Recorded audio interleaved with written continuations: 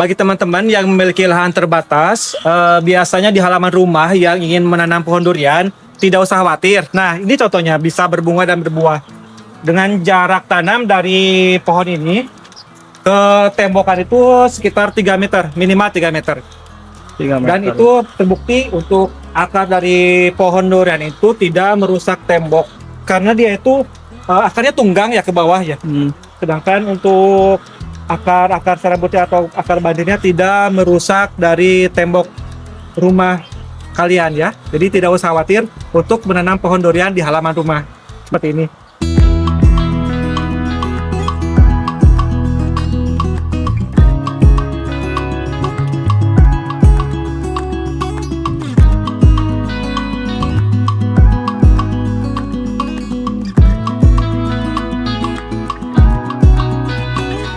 Mari kita bekerja sama untuk membangun khususnya sektor durian agar durian Indonesia makin internasional. Selamat datang di channel Akado Durian Farm, petani dan penjual bibit durian, alat kebun durian, konsultan kebun durian dari Sambong Jaya, Mangkubumi, Kota Tasikmalaya, Provinsi Jawa Barat. Tetap semangat menanam, bersedekah oksigen sambil menunggu panen si raja buah. Getang!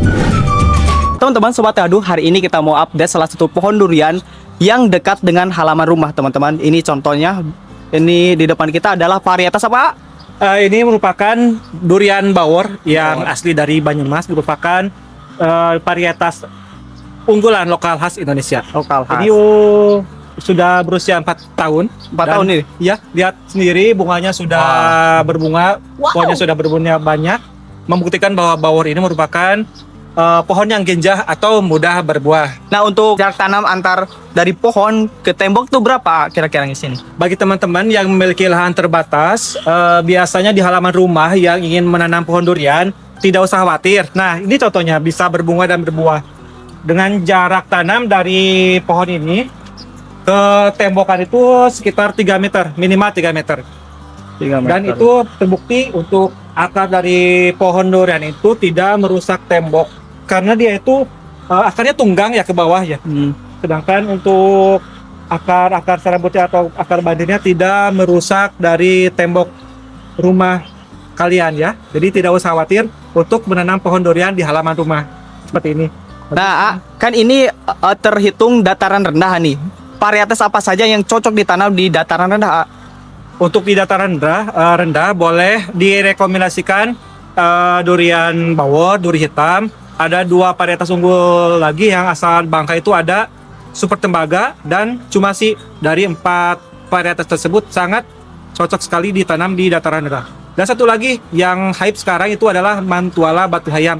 Sangat direkomendasikan di daerah dengan dataran rendah. Berarti jenis-jenis yang sebutkan barusan cocok ditanam di dataran rendah, dan ini buktinya bahwa usia 4 tahun bisa berbuah ini, Pak. Benar sekali, usia 4 tahun ini sudah berbuah.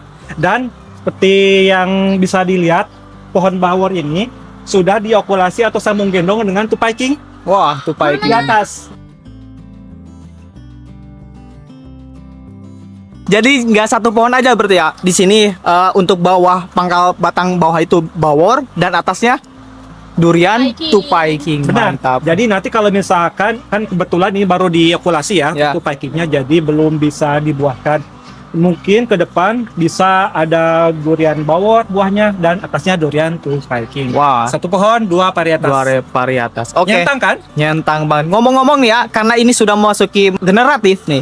Apa saja perawatan ataupun yang sudah kita aplikasikan di pohon bawor ini yang di halaman rumah? Untuk pupuk ketika fase generatif, yaitu diutamakan pupuk yang mengandung tinggi kalium dan fosfor. Misalnya kita menggunakan MKP ya. Nah, ketika sudah berbunga seperti ini, pupuk yang harus masuk yang diperlukan itu adalah kalsium, boron, dan kalium. Jadi sebelum mekar harus masuk pupuk kalium agar bunga ini tidak rontok ya. Walaupun kita bisa mengandalkan seleksi alam, tapi kita harus bisa mencegah agar bunga ini tidak rontok. Satu lagi, untuk ketika sedang berbunga ini, pengairannya jangan lupa penyiraman. Kita siram kita siram ya, coba siram ya ini untuk pohonnya. Ketika masa berbunga kayak gini, untuk penyiramannya harus diperhatikan ya, agar nanti bunga itu tetap segar dan tidak rontok. Perhatikan kebutuhan dari penyiramannya.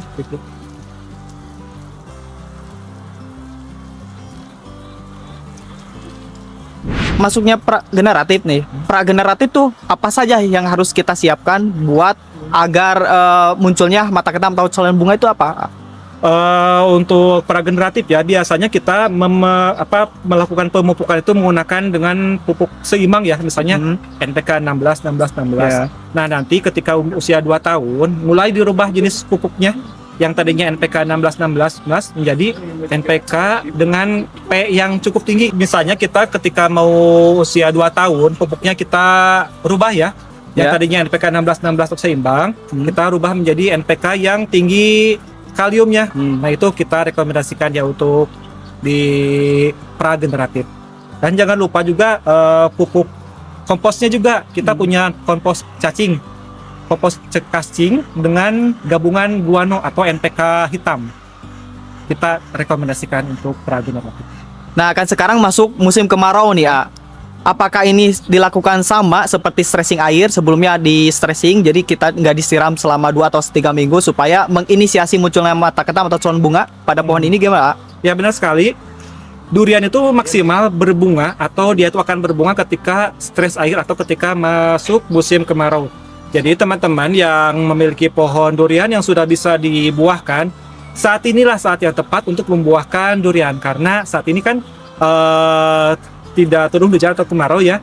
Jadi pohon stres, biasanya ketika pohon stres yang tumbuh itu bukan tunas, tetapi yang tumbuh itu nih mata ketam atau calon bunga ya. Tunas bunga. Jadi sangat direkomendasikan sekali, tetapi ketika bunga seperti ini yang saya katakan tadi tidak boleh kekurangan air. Ya. Kalau kekurangan air biasanya pohonnya itu bunganya itu menjadi keriput dan nantinya rontok seperti itu kalau misalkan kekurangan air. Tentu pas masuk generatif juga karena harus masuknya nitrogen juga ya, supaya nantinya si calon bunga tersebut tidak rontok. Betul atau tidak? Benar sekali. Ketika bunga tumbuh juga nitrogen juga cukup diperlukan. Misalnya nutrisinya kita dari Astonis ya, yang dispray. Itu di Astonis juga ada nitrogennya. Nitrogen juga dibutuhkan, kecuali nanti ketika mungkin pengisian buah yang dibutuhkannya pure kalium dan fosfor ya, misalkan kalium dan fosfor. Ada MROP-SOP atau ada subur kali, ada polisulfat. Nah, itu yang dibutuhkan ketika pengisian buah. Nah, ngomong-ngomong, kalau calon bunga ini atau mata ketam ini usianya berapa nih, A? Ini untuk usia dari bunga ini, dari ini ya tunas bunga gini, usianya sekitar 2 sampai 3 minggu. Untuk dia mekar memerlukan waktu sekitar 2 mingguan lagi ya. Ini dari biasanya memang dari tunas bunga ini atau mata ketam sampai dia mekar memerlukan waktu 1 bulanan atau 3 bulan. 1 bulan. Ya. Baru nantinya mekar dia. Ya, baru setelah mekar nanti ada perlakuan khusus buat polinasi ya. Ya, polinasi biasanya memang polinasi bisa manual ataupun alami ya. Kalau kita manual bisa kita serbuk sari dari jenis pohon yang lain. Misalkan di sana ada musangking yang sedang berbunga, bisa diserbukan ke ini, ke bunga bawor ini. Jadi jadi bisa mixing gitu, cross polinasi ya. Nah, kan ini udah masuknya generatif nih. Apakah bunga ini tetap masuknya insektisida, fungisida supaya nantinya nggak terserang sama jamur? Gimana cara pelakuan di sini? Oh ya, untuk insektisida dan fungisida ketika bunga seperti ini tetap diperlukan ya, soalnya nanti dengan adanya insektisida bisa untuk mencegah hama. Biasanya hama itu yang ada pada buah itu biasanya lalat buah. Kemudian yang fungisidanya bisa dilakukan secara bersamaan juga ya dengan insektisidanya. Biasanya penyakit yang kerap terjadi kepada buah ini adalah Phytophthora atau busuk buah ya. Jadi diusahakan untuk penyemprotannya 7 sampai 10 hari sekali ya untuk aplikasi insektisida dan fungisida. Itu bisa dibarengkan dengan pupuk buah, misalnya pupuk buah yang digunakan ada di grow merah ya, sekarang ada gandasil buah atau gandasil B, bisa dimixkan dengan nutrisi buah ketika aplikasi insektisida dan fungisida. aplikasinya itu biasanya 7 atau 10 hari sekali ya. Jadi tapi hati-hati ketika pengaplikasian insektisida dan fungisida karena bersifat panas. Diusahakan dosisnya yang dosis minimal ya, agar ini tujuannya agar menghindarkan saja ya. Dosisnya minimal saja atau dosis rendah untuk fungisida dan insektisida. Untuk pengaplikasian kalsium, Pak, kalau di fase bunga ini apakah diperlukan supaya menjaga kerontokan? Oh iya benar. Untuk kalsium juga biasanya dimix dengan boron ya. Kalsium boron, aplikasinya dikocorkan biasanya. Itu lebih efektif aplikasi kocor untuk mencegah kerontokan dari bunga. Biasanya aplikasi juga 1 minggu sekali untuk mencegah kerontokan.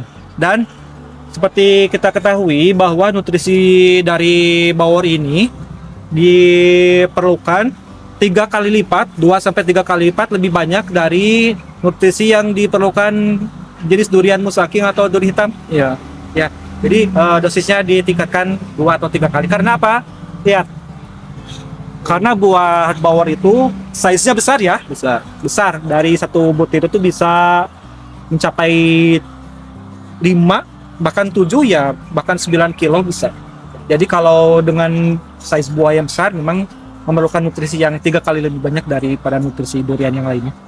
Berarti untuk jenis bawor itu lebih ke lama berarti ya. Setelah polinasi itu memerlukan kurang lebih ada sekitar 145 hari lebih ya. Iya, Kalau musangking itu mungkin ada sekitar 120 sampai 130, betul apa ya? benar, kalau musangking biasanya itu 120 hari, kalau bawor itu 140 sampai 150 hari. Jadi proses pematangannya lebih lama dibandingkan dengan durian yang lainnya kalau untuk bawor.